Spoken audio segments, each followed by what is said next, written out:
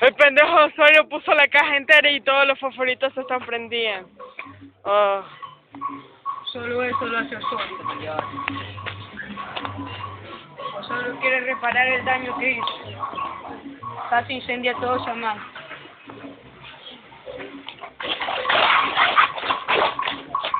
Dispárame. Cuidado, hay uno. Crisis, güey, están saltando.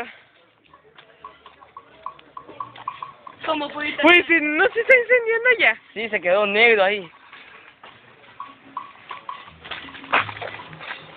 Estás haciendo que se espanta. Sí, ya se fue. Ni siquiera dijo chao. Sí. Yo tampoco, ¿qué va atrás? Tira todo el cuaderno. No. Ya ahí voy a que te queda platito. Uy. Vas a hacer que se espanta. Ahí, ¿y la caja? Un carro, cacho. Ya se hizo papilla acá.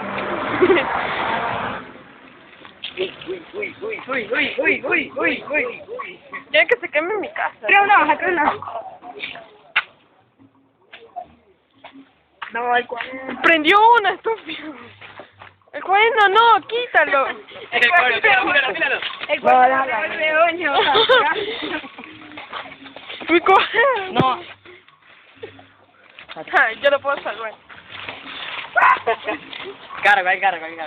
Qué parrilla alta, No, estúpidos, van a sacar la ceniza cebolla ya. Así que soy imbécil.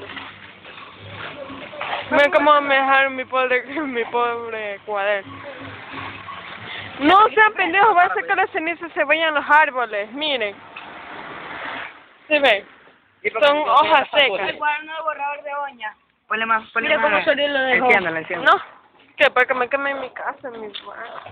No, espérame, si le pongo. No es así, que Espera, así que se para prenda. acá. No, ya no se ¿Qué puede va a hacer. prender? Ya se va a prender. Prende de nuevo. Pero reúna ya. Vete el huevo.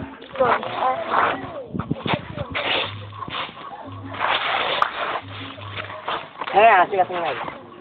Y el huevo. Ah, mierda, arranca más hojas. No todo el cuaderno, más hojas. No, que es poco a poco. Así no, porque a las tiren. ¿Qué está fumando? ¡Ya, casi!